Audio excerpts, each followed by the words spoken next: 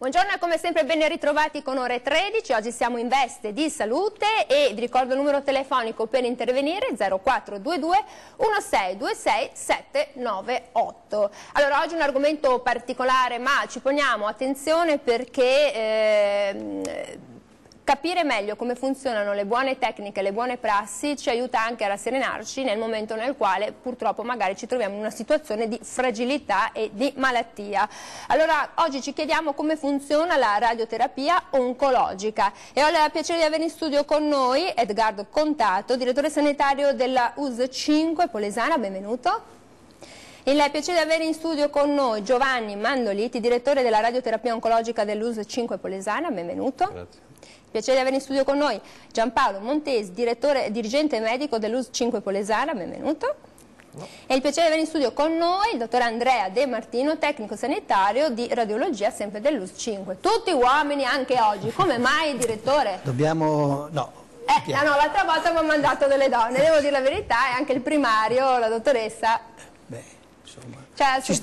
Stiamo applicando i principi delle pari opportunità, no. Ne abbiamo parlato anche le altre volte, la sanità in prospettiva è al femminile. È femminile. Se noi guardiamo quante donne superano il test di accesso alla scuola, sicuramente sono molto maggiori rispetto agli uomini. Anche le laureate sono molto di più rispetto... Anche poi hanno i figli, altre cose che si fermano, però insomma c'è speranza, signori, c'è speranza. Anche l'ultimo primario che abbiamo fatto è un primario donna. Avete strappata all'altro, avete la dottoressa Oliani, l'oncologa, che è una brava professionista, è un'oncologa ed è venuta a darci una mano per tenere alta la sanità del Polesine e veneta naturalmente. E allora voi avete una sanità che si sta molto concentrando su tematiche e soprattutto sta incrementando, potenziando la sua strumentazione, le sue strutture e in particolare oggi abbiamo un focus sulla radioterapia oncologica che ci racconta di una realtà emergente importante. Sì, noi direi che siamo come azienda fortunati perché queste tecnologie hanno una base storica consolidata. La radioterapia per l'USL 5, ex USL 18, è una realtà che risale a diversi anni fa. L'esperienza è ormai ultradecennale e gli operatori direi sono un punto di riferimento sia naturalmente per la tipologia e per l'obbligo istituzionale locale polesano, ma la regione stessa, per la regione stessa sono un riferimento, ma anche per le altre regioni limitrofe. Tenga presente che diventa un po' l'attrattivo interessante. Sì, sull'ordine del 8-10% delle attività nostre sono di importazione extra regione, quindi vuol dire che anche lì attorno, avendo l'Emilia Romagna con l'Università di Ferrara, avendo la Lombardia, insomma vuol dire che qualcosa di buono riusciamo a fare, ecco. E qui va dato merito all'equipe del dottor Mandoliti che in questi anni è riuscito a porsi come riferimento non solo per il territorio polesano ma per il territorio regionale e soprattutto per il riscontro che abbiamo sia tecnico che scientifico anche ma per anche il con resto. tutto il percorso di umanizzazione che avete intrapreso, che insomma vi fa tanto onore, sì, perché non è una cosa da sottovalutare. Una persona in condizioni di fragilità, se si trova anche in un team, in un ambiente dove tutti collaborano con un sorriso, con un sentimento, penso si lavori meglio anche come dirigenti, come medici, sì, giusto? Qui, anche oggi qui diamo un esempio perché anche dello spirito del dottor Mandoliti qui è un gruppo più affollato rispetto agli altri incontri, c'è un collaboratore, un medico, c'è anche la componente tecnica, proprio a manifestare che il lavoro che si fa anche sulle alte tecnologie oggi non è solo il medico, ma sono tutta una serie di professionalità che si devono integrare per poter esprimere al meglio. Quindi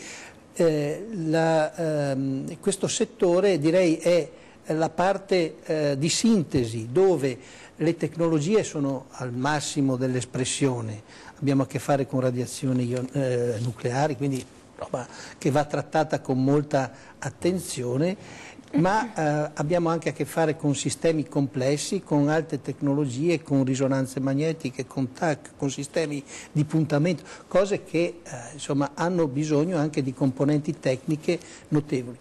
E poi il paziente in quel momento è qualche cosa di fragile, come diceva giustamente, gli infermieri, le persone devono essere accompagnate durante un percorso che è particolare nella vita delle persone. Allora io prendo la telefonata. Pronto, buongiorno, buon venerdì. Buongiorno Biondina, buon venerdì. Buongiorno, ci dica tutto. Allora, la radioterapia, come la TAC, è basata sulla capacità del corpo di assorbimento della radiazione e del suo decadimento. Normalmente la radioterapia non viene fatta sul cervello umano perché provoca più danni che benefici.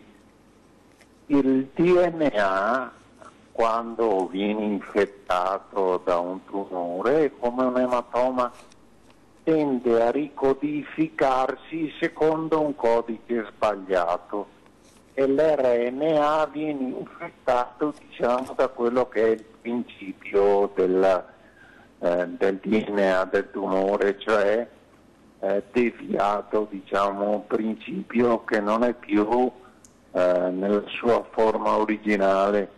Esistono degli enzimi che sono usati tuttora in farmacologia per contenere, se non addirittura debellare il tumore. Quindi la radioterapia è un sistema molto nazista, molto opportunista, di facile consumo e che provoca grossi guadagni. Allora, io adesso prendo subito, vorrei che ha fatto fare un salto sulla sedia al nostro direttore della radioterapia, il dottor Giovanni Mandoliti. Grazie, le faccio dare la risposta. Allora, dottor Mandoliti, intanto facciamo anche questa trasmissione per informare, perché le persone spesso non capiscono neanche di che cosa stiamo parlando, oppure hanno informazioni deviate, oppure sono andati sul dottor Web. Il dottor Web non è qualcuno, ma potrebbe essere anche chiunque, anche, mi scusi il termine, la signora Maria che sta preparando il risotto, l'ha sentito dalla vicina, sì, e quindi dà un'informazione sbagliata. Allora, questo signore dice la radioterapia, io ho sentito dire non viene usata sul cervello perché lo danneggia più che altro, invece no, intanto lo dico sempre anche quando si parla ad esempio di vaccini, non è che parliamo di vaccini degli anni 70-80, è tutt'altra tecnologia, cioè è chiaro, si fa di necessità virtù. Intanto lei tutto il giorno ha contatto con questi macchinari, con queste strumentazioni, sì, con questi acceleratori, quindi di conseguenza saprà bene se intanto si può usare o no sul cervello. Certamente sì, assolutamente sì. Quindi ecco, è chiaro che si va in maniera molto importante settoriale a colpire ciò che bisogna colpire, non tutto nella totalità. Certamente sì. Allora, intanto la radioterapia è una branca dell'oncologia clinica che utilizza le radiazioni ionizzanti per il trattamento dei tumori. È variamente imbricata alla chemioterapia e alla chirurgia e grazie alla collaborazione fra le tre figure professionali si ottengono i massimi risultati. L'obiettivo della radioterapia è essenzialmente quello di erogare la dose massima al tumore lasciando integri i tessuti sani circostanti, quindi può essere utilizzata in teoria e come facciamo di pratica su tutti i tessuti e su tutti i tipi di organi. Anche perché ci sono tumori tipo quelli faringei o comunque dove è magari più difficile da andare a colpire, ci vuole proprio una strumentazione settoriale, chirurgica, precisa. Esatto. Grazie alla tecnologia noi riusciamo ad arrivare in qualsiasi sito, ecco, e colpire con estrema precisione. Io quando faccio la comunicazione al paziente uso una metafora. Immaginate una mela su un albero, noi dobbiamo colpire quella mela sull'albero lasciando intatti i rami e le foglie. E questo riusciamo a farlo grazie alla tecnologia. La tecnologia è importante, dottore, e spieghiamo anche che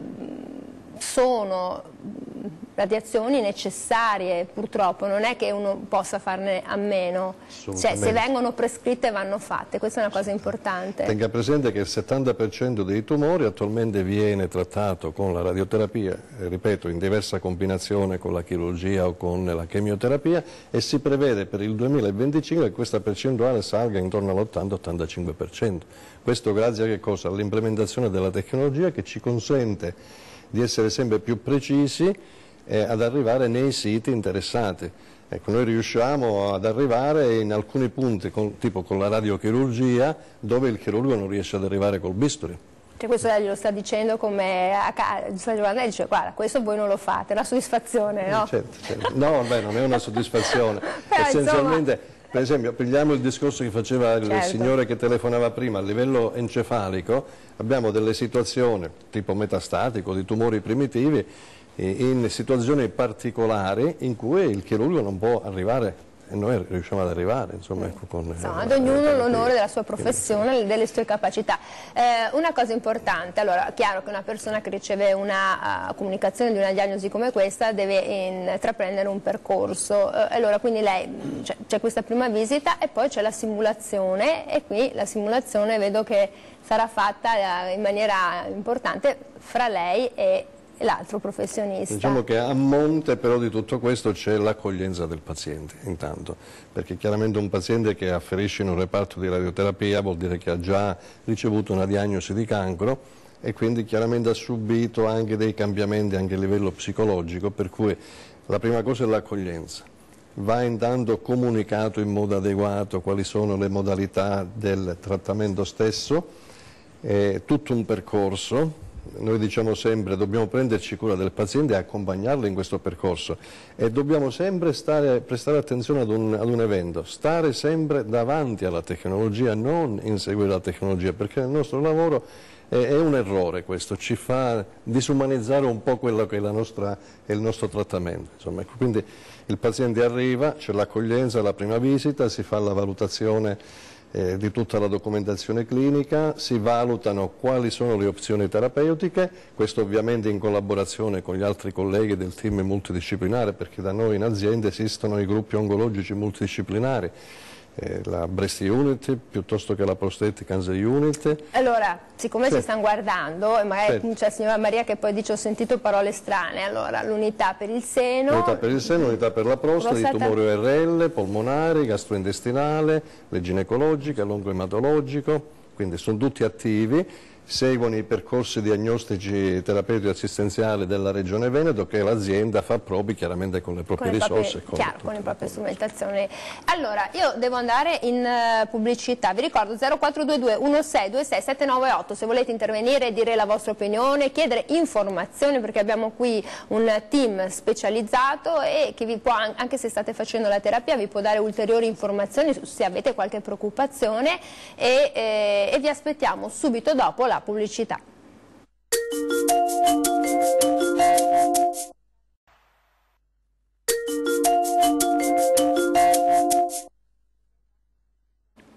Eccoci qui, siamo tornati in diretta 0422 1626 798. Allora vado a vedere che cosa avete scritto su Facebook. Immunoterapia e radioterapia sono cure in qualche modo collegate. La radioterapia come agisce sulle cellule malate? Ci scrive questa signora. Allora vado dal nostro Giampaolo Montesi, dirigente medico. Le persone si chiedono, perché comunque sentono anche molto parlare di immunoterapia, che tra l'altro non è comunque standardizzata a tante categorie, ma insomma è stata standardizzata ad alcune tipologie di tumore, e quindi si chiedono: ma la possiamo fare assieme, non vanno fatte?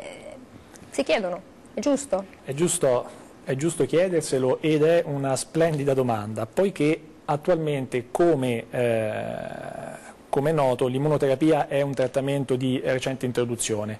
Come tutti i trattamenti di recente introduzione è un po' deficitario, manca di studi di correlazione. Quindi dire ad oggi vi è una linea guida consolidata per cui le due metodiche si possono accoppiare, vi direi di no, ma ci sono esperienze che fanno vedere che c'è una finestra di associazione, che è possibile associare alcuni farmaci immunoterapici con la radioterapia, specialmente adesso senza andare nel dettaglio. Ma se è uno studio clinico ad un altro, perché ad esempio no, c'è il momento di solito quando si introduce una nuova modalità terapeutica bisogna fare i cosiddetti studi di fase 1, cioè vedere dapprima, primum non nocere, cioè prima non far male, dopodiché vedere qual è l'effetto terapeutico della combinazione. Però ripeto, esperienze condotte fino ad ora mostrano una certa finestra di fattibilità, soprattutto per quanto riguarda alcuni farmaci attivi sulla neoplasia del polmone, quindi direi che attualmente dare un'indicazione a 360 gradi no, sempre una buona cautela, però per melanoma e poi conseguenze sul polmone, per esempio anche quello.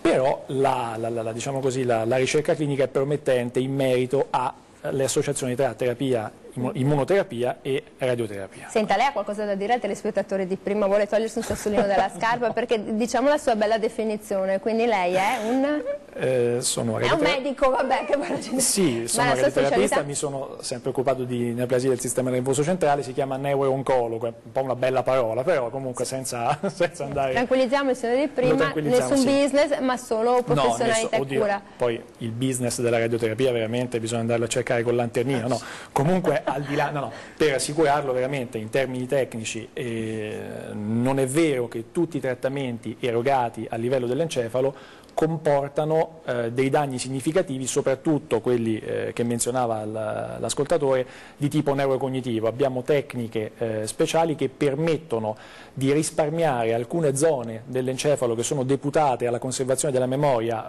si sarà sentito dire gli ippocampi per esempio, quindi i 2 ippocampi vengono risparmiati e viene erogata la dose al resto dell'encefalo malato risparmiando questa zona. Non è anche questa una panacea, ma rimaniamo sempre sul concetto dell'utilità, cioè è più dannosa una malattia che si espande a livello del sistema nervoso centrale piuttosto che un potenziale danno da radioterapia. Sicuramente il primo evento farà danni. Anche perché poi questa brutta bestia ha anche una caratteristica, non è così brava a riparare le sue cellule, il suo DNA, quindi insomma qualche... freccia in più del nostro arco possiamo scoccarla, vero? Sì. Cioè, non è così intelligente, cioè, noi siamo più intelligenti, ce la possiamo fare. Noi ce la possiamo sicuramente fare più dei sistemi biologici, dobbiamo farci. Io prendo la telefonata da casa. Pronto? Buongiorno. Pronto? Pronto? Sì, buongiorno. Io mi chiamo Dina. Buongiorno Dina. Purtroppo io ho avuto il marito con un mioma multifocale. L'avevano anche chiamato per fare la radioterapia, l'avevano centrato al cervello, però non hanno più chiamato, forse perché era ormai troppo tutto intorno al cervello. Purtroppo è già 4 anni che è morto, 3 mesi. Prima era un uomo forte, non aveva mai avuto niente. Signora, intanto io la ringrazio, le esprimo tutta la nostra solidarietà e insomma mi dispiace che non sia riuscito ad accedere alla radioterapia, perché probabilmente quando una persona vive anche una condizione di malattia, insomma sapere di accedere anche alle strumentazioni, alle cure sanitarie dà un po' di sollievo. Signora Dina, la ringrazio molto per la sua testimonianza. E allora cosa succede? Che questo è un bellissimo team. Tra l'altro mi piace ricordare che voi avete una caratteristica che non hanno tutti, avete anche la psicologa oncologa. Che io ho capito l'altra volta, perché c'è la dottoressa Leani, la professoressa, che vi aiuta anche a voi delle volte come valvola di sfogo. È proprio nella loro equipe. Nella nostra equipe. Quindi insomma, ho capito che vi aiuta perché è un lavoro molto complicato. Infatti in questo percorso d'accoglienza che sottolineava prima il dottor Mandoliti, ha lasciato un attimino lì perché forse voleva parlarne in seguito del ruolo della psico-oncologa, perché è un aspetto molto importante, gestire sia il paziente, che è fondamentale, ma anche la signora che ci ha appena telefonato, l'elaborazione della malattia da parte dei congiunti spesso è più impegnativo che sul paziente, perché il paziente in sé ha quello che gli può offrire l'aspettativa della cura, dei trattamenti, dell'attenzione. la famiglia che deve vivere questo percorso a supporto e anche eventualmente come ultima ratio in prospettiva come il termine del rapporto con questa persona è un qualche cosa di estremamente importante. L'USL 5 è una USL che già in termini storici in questa equipe ha collocato lo psico-oncologo, che appunto ha la funzione sia sulla componente oncologica, ma direi un po' su tutta la componente della patologia, perché non trascuriamo i grossi traumi, i grandi interventi, il fatto di permanere a lungo in una terapia intensiva. La gestione di queste situazioni è sicuramente molto complicata e ritengo che a noi come Servizio Sanitario Nazionale spetti anche il dovere di accompagnare le persone e anche chi gli sta vicino in questo ma anche inter voi di vita. stessi, perché insomma magari è un momento difficile, sì, perché dopo un po' anche voi lo fate tutti i giorni, da anni questo lavoro, ma è un lavoro nel quale magari si ha bisogno anche di una parola, di un momento, no? Sì, no, ma il fatto di avere i cali di tensione, il burnout che va il personale è in qualche cosa ormai di codificato, ecco, c'è la necessità di sostenere le equip, soprattutto quelle che elaborano situazioni particolari, le terapie intensive, certi settori anche dell'oncologia sono veramente a rischio per chi ci opera, il personale infermieristico. Però in questa fase noi puntiamo particolarmente l'attenzione sulla famiglia e sull'utente. È logico, una delle criticità che dobbiamo tenere presente noi che diamo un supporto alla popolazione è questa capacità relazionale con l'utente. A volte ci dimentichiamo di qual è il nostro ruolo, magari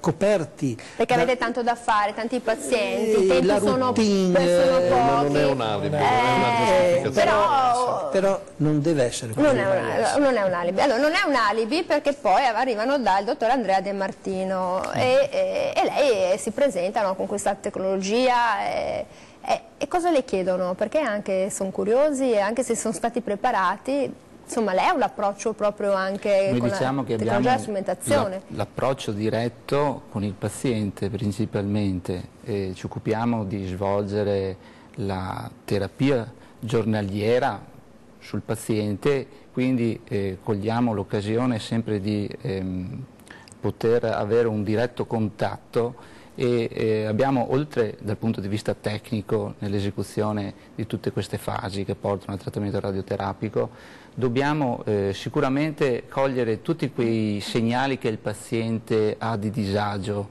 quello stato emotivo particolare che ha. La paura, l'ansia. Sì, tutte le ansie, le paure, anche quegli aspetti familiari che il paziente dal suo punto di vista anche a volte confida e tenta di avere un conforto e una rassicurazione da una persona che oltre a svolgere la propria attività lavorativa deve sicuramente tener conto di chi ha davanti.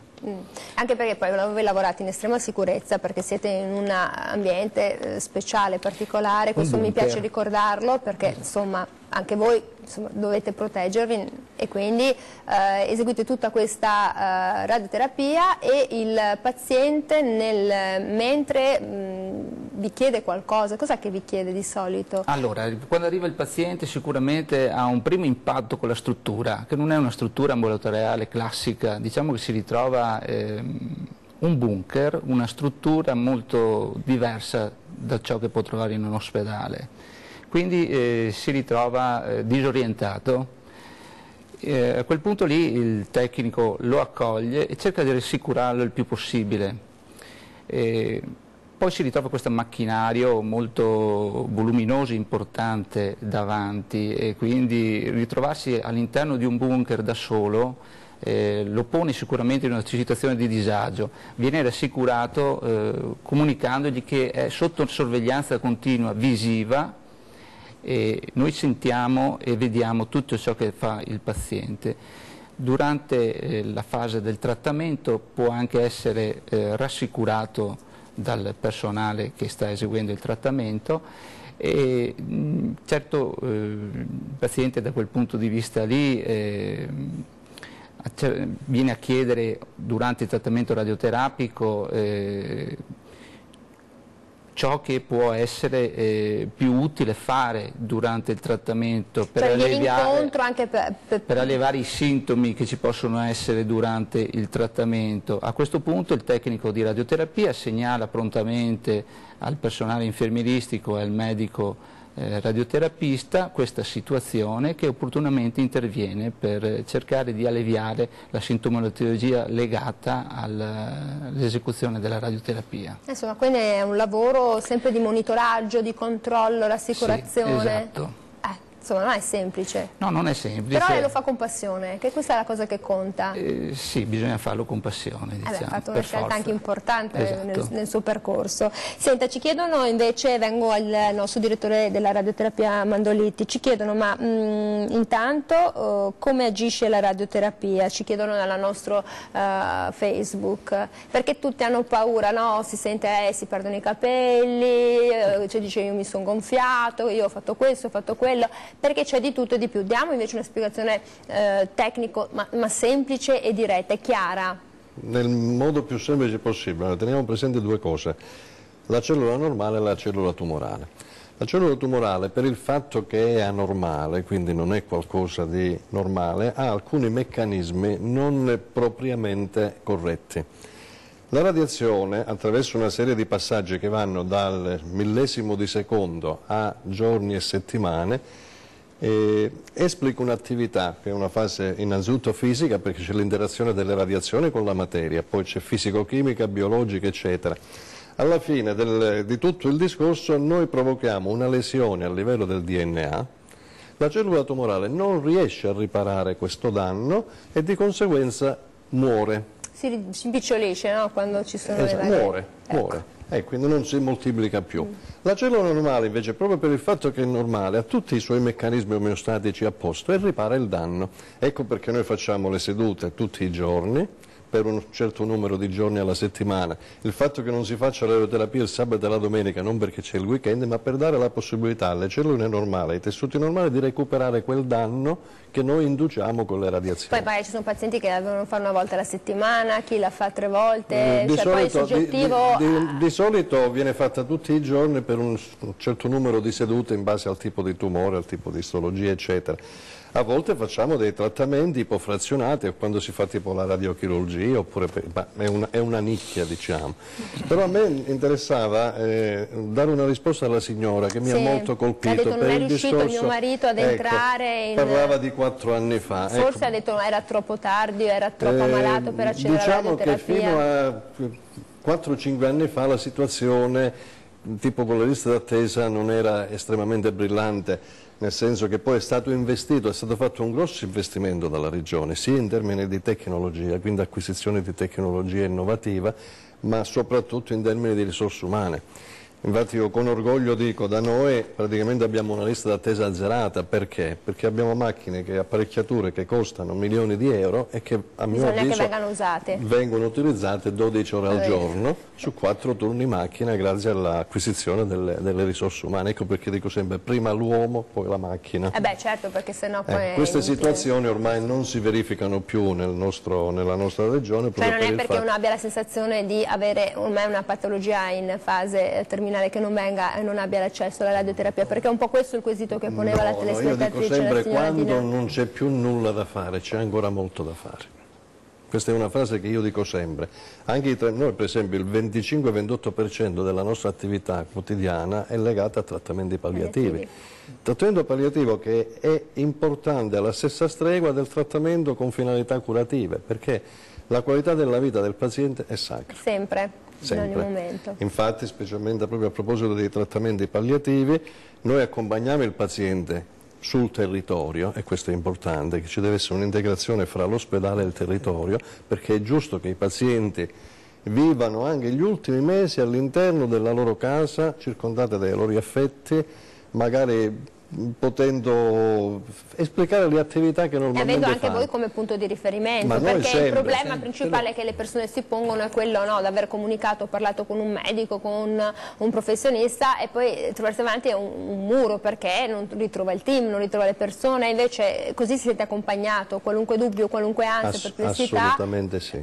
Come front office a voi, cioè come personale. Noi infatti ci interfacciamo con l'unità di cure palliative che è sul territorio, segnaliamo il paziente che necessita di un'attivazione di un'assistenza domiciliare e parte tutto subito una squadra che garantiscono persino la psicologa che da noi segue i nostri pazienti, si sposta sul territorio e aiuta anche i familiari nell'elaborazione del lutto. Anzi, a proposito di questo, io guardo il nostro direttore, ha detto che vorrebbe qualche collega, invece avrei bisogno di qualche collega. Il problema è il solito, bisogna trovarli, perché anche recentemente abbiamo fatto un bando per un oncologo e guarda caso ha partecipato uno solo. Questo è il grosso dramma che stiamo vivendo per alcuni settori della sanità. Quindi insomma ci sono i posti, ci sono le disponibilità, però magari non si presentano. La Regione ci ha sempre assicurato, e qui va dato merito alla programmazione che è stata fatta in questi anni, ci ha dato e ci continua a dare tutte le risorse che servono. Il problema poi è andarle a recuperare realmente queste risorse, perché a volte le dinamiche generali, i numeri chiusi, queste cose qui hanno qua tocca un tasto nel quale io veramente mi arrabbio. Il numero chiuso a medicina e non sono mai stata d'accordo. Però vabbè, adesso devo andare in pubblicità, adesso mi sfogo con loro. 0422 1626 798, siamo su Facebook, se volete chiamarci, dire una vostra opinione, raccontarci una vostra storia o chiedere o avere delle informazioni, qui ci sono i nostri medici. Dopo.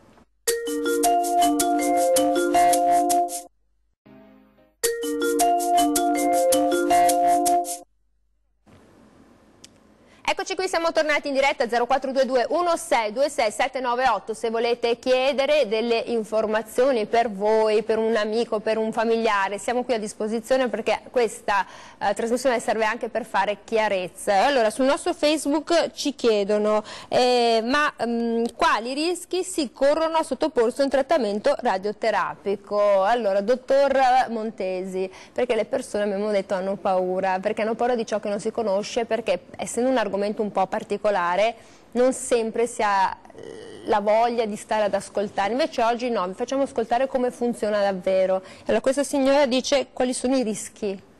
Allora, calcolare dei rischi in valore assoluto è, diciamo così, è un po' un non rispondere a una vera domanda, che è quella di quali potenziali effetti collaterali posso avere se mi sottopongo a un trattamento radiante. Parlare di rischio, io direi nessuno fondamentalmente, poiché è un trattamento fatto in totale sicurezza, è un trattamento che viene erogato, come spiegava Andrea De Martino, in continua sorveglianza, è un trattamento che viene pianificato attraverso un processo che è estremamente complesso e che coinvolge diverse figure, il medico radiooncologo, il fisico medico, che non abbiamo menzionato ma esiste, c'è e fa un grandissimo lavoro dietro le quinte, che è quello di andare a pianificare la distribuzione di dosi e soprattutto andare ad analizzare quella che può essere la potenziale tossicità. Noi abbiamo anche la fortuna di avere una modellistica matematica per cui una volta che il piano di cura è stato elaborato vediamo qual è la potenzialità dei suoi effetti collaterali. Mi piace usare il termine customizzato, cioè è personalizzato, è come andare da un sarto e ti fa proprio su misura un vestito, mettiamola così. Giusto? Assolutamente sì, non solo, riallacciandomi al discorso, la tecnologia che sta avanzando ha praticamente aperto una porta a una nuova frontiera che è quella della adaptive radiotherapy, cioè una radioterapia che si adatta non solo in pianificazione ma anche in erogazione del trattamento alle modifiche anche anatomiche del paziente o alle necessità di riadattare il piano a una malattia che si sta restringendo o purtroppo in alcuni casi allargando. Quindi diciamo che in linea di massima parlare di rischi del trattamento radiante non è corretto, cioè non ci sono rischi. C'è paura degli effetti collaterali, chemioterapia, radioterapia, allora si pensa perderò i capelli, avrò delle difficoltà fisiche, motorie. Allora, c'è paura degli effetti collaterali, ma la paura degli effetti collaterali è anche giustificata. Tutti i trattamenti da una parte hanno un cosiddetto indice terapeutico, cioè fanno la relazione che c'è tra quanto fanno bene e quanto potenzialmente possono danneggiare il paziente. Questo vale per tutti gli interventi signori a biologici casa, che quando prendiamo un antibiotico tra i foglietti illustrativi può provocare anche la morte, ma lo prendiamo. Esattamente. Mi piace ricordare questa cosa, siamo temerari, lo prendiamo per 7-8 giorni. Uno dice è bene non leggerli mai i foglietti illustrativi, il bugiardino. Però per ogni tipo di distretto anatomico vi è una batteria di potenziali effetti collaterali. Questo è il messaggio che deve emergere. Sono tutti effetti collaterali che, se si eroga, come sempre deve avvenire in eccellenza, un trattamento radiante, ben fatto, ben pianificato, sono del tutto previsibili e soprattutto possono essere tenuti sotto controllo con dei farmaci sintomatici, quindi non c'è bisogno, salvo in rari casi in cui vi sono già delle patologie che affliggono il paziente, ricorrere a ricoveri ordinari. Ma quindi per venire, per capirci a casa, ci si sottopone ad una seduta di radioterapia X fatta per quella persona speciale, cioè cosa potrà avere? La nausea, i giramenti, stanchezza, debolezza, allora, posso guidare, non posso guidare? Perché poi sono tutte queste domande che vi fa la gente. Cioè, dipende, la risposta in generale è sempre dipende dove si fa questo trattamento. Gli effetti collaterali possono andare per esempio sui trattamenti mammari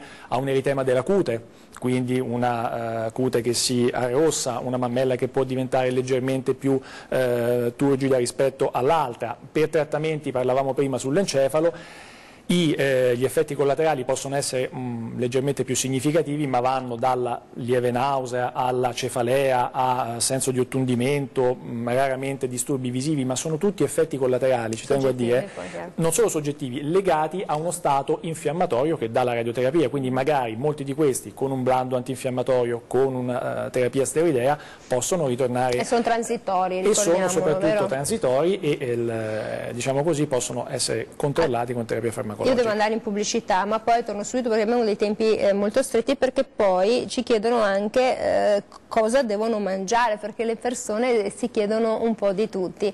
Allora 0422 16 26 798, noi siamo qui a disposizione, torniamo subito dopo la pubblicità.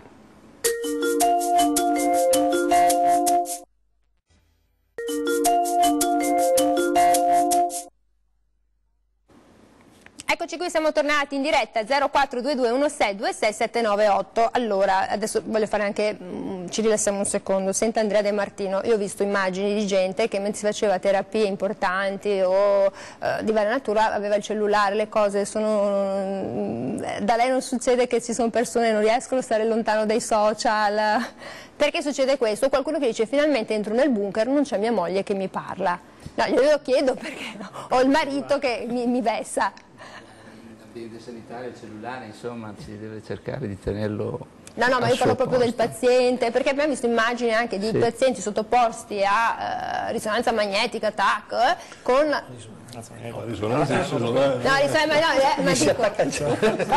abbiamo visto di tutto e di più, insomma, proprio anche foto. Diciamo che all'interno del bunker di radioterapia viene accompagnato esclusivamente il paziente. Il paziente viene chiamato da una sala di attesa rispetto alla normativa sulla privacy e viene accolto dal tecnico di radioterapia. A quel punto lì, dopo una veloce svestizione e preparazione per l'esecuzione del trattamento, viene accompagnato personalmente all'interno del bunker, quindi cellulari non dove togliere? Cellulari li devono lasciare dentro il camerino, lo devono lasciare.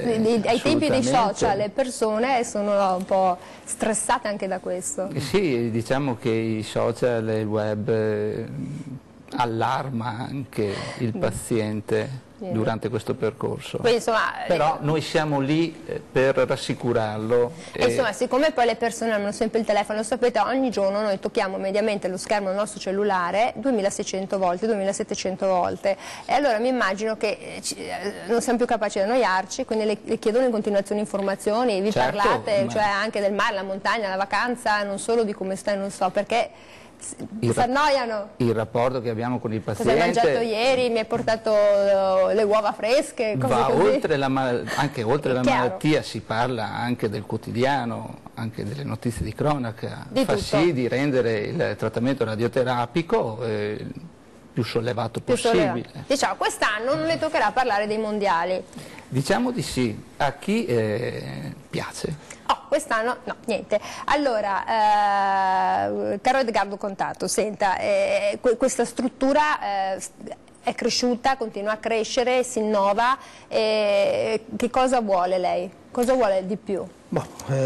Niente, noi siamo già a buon punto, basta stare al passo con le tecnologie, la Regione su questo ci aiuta moltissimo, perché è lei che ci sottolinea con alcuni parametri di utilizzo delle macchine quando è ora di metterci mano ed eventualmente di procedere a cambiare questa... Quanto dura un acceleratore? Perché parliamo di intanto bisogna dire che in Italia ce ne sono circa 200 e quindi avercene in regione da baciarsi veramente le mani, e nuovi e tecnologici. Quanto durano queste strumentazioni? Diciamo che i criteri di obsolescenza si aggirano attorno ai 10-15 anni. Dopo naturalmente vengono fatte periodicamente degli adeguamenti tecnologici, ma sono tecnologie talmente avanzate che diciamo l'obsolescenza si aggira su questa entità. Cosa posso volere di più? Che si continui in un processo di integrazione, perché l'eccellenza è tale se riesce a mettersi a disposizione del contesto. Prima parlavamo di cure palliative. Ecco, l'attenzione al territorio, il fare sistema, l'essere complianti rispetto all'utenza. Questo è il salto che noi dobbiamo fare. Noi dobbiamo avere la capacità di accogliere gli utenti in quei momenti particolari ed accompagnarli, sapendo che come sanità giochiamo un ruolo cruciale, soprattutto per gli utenti, ma anche per tutto il contesto che ci circonda. Quindi le alte tecnologie sono un luogo di ricerca, un luogo di implementazione dell'innovazione, e questo deve essere un patrimonio che viene messo a disposizione di tutto il territorio. Da far crescere soprattutto. Per far crescere il territorio. Senta, voi trattate circa 900.000 pazienti all'anno? Sì, noi facciamo circa 900.000 pazienti all'anno. Questo, ogni paziente, si diceva prima, è sottoposto a un ciclo che varia dalle 20 alle 30 sedute, e quindi sono svariate migliaia di prestazioni all'anno. L'equipe sta facendo un ottimo... Resiste? Sì, Cuore, resiste. anima e passione. No, ma noi naturalmente come azienda e soprattutto come Regione stiamo seguendo questo percorso, stiamo cercando di aiutare anche il personale che è posto sotto pressione, e quindi come direzione dobbiamo fare il nostro mestiere. Certo, come no, sicuramente. Loro stanno facendo un grande lavoro, e soprattutto in questi anni, da quando anche questa nuova direzione si è insediata, direi che la parola d'ordine è integrazione, collaborazione, team, sistema, squadra. E stiamo cominciando a lanciare un tema che è proprio l'accoglienza al cittadino, l'educazione. È una cosa che sembra così... Non è scontato, non è banale, perché insomma già vivi un'esperienza difficile, se poi ti trovi davanti una persona scontrosa, maleducata o per chissà perché, diventa molto pesante e insomma la condizione è molto fragile. Il cittadino percepisce molto questo, e abbiamo bisogno di sostenere questo processo. Allora, Giovanni Mandoliti, senta, una signora ci scrive ci chiede che alimentazione si deve seguire quando si è sottoposti a radioterapia, perché c'è anche il mistero di questo mistero. C'è qualcosa che non si deve mangiare, perché poi andando sempre su questo web si rischia di trovare un sacco di ciarlatani che ti raccontano gli zuccheri, i carboidrati, no, perché le cellule cancerogene sono attratte dallo zucchero, cioè sfattiamo dei luoghi comuni. Lei che ha esperienza, professionalità e studio, perché ci vuole, allora, non esiste una dieta specifica che noi consigliamo ai nostri pazienti, tutto dipende dal sito che noi irradiamo. È chiaro che se irradiamo un addome per una neoplasia del colon, no? Piuttosto che del retto, del pancreas, alcuni accorgimenti dietetici li diamo, ovviamente evitare alcuni tipi di cibi, ma la stessa cosa dicasi se irradiamo un tumore del distretto cervico-facciale, ovviamente diciamo assoluta astensione dall'alcol, assoluta astensione da cibi troppo speziati, però dipende molto dal sito. E ritorno sul discorso comunicazione. La comunicazione che il medico oncologo radioterapista ha col paziente nella fase preliminare al trattamento è fondamentale. Fondamentale perché intanto le radiazioni vengono viste, anzi no, non si vedono, quindi generano già un'ansia. Perché la chemioterapia, per esempio, io vedo sempre che c'è la flebo, c'è qualcosa che collega la flebo al mio corpo che è il lago con la cannula, la chirurgia uguale, resta una cicatrice. Certo, le radiazioni non si vedono, fra l'acceleratore e il paziente c'è il vuoto. Quindi non le vede come qualcosa di misterioso, quindi la comunicazione è importante. È mistica, quindi come no, è affascinante dal punto di vista anche come approccio psicologico. A me piace moltissimo l'approccio, infatti da noi, e ringrazio tutti i miei collaboratori, il reparto viene chiamato il reparto del sì e del sorriso. Questo è importante, perché già quando accogliamo il paziente con un sì e con un sorriso abbiamo già fatto metà del nostro lavoro. E col tè della Capossala, perché l'altra volta a Capossala ti faccio anche un buon tè. Che ci sta male. Non ci sta male, insomma. Però, ripeto, diete particolari no. A me è capitato un evento... Cioè non è che, insomma, uno deve rinunciare per un po', non è che... no, molti pazienti ci chiedono, ma è giusto che prendiamo degli integratori, eccetera. A me, settimana scorsa è capitato un paziente, la figlia mi dice, ma gli faccio prendere... Lei comprerebbe una bistecca che costa 1.200 euro al chilo?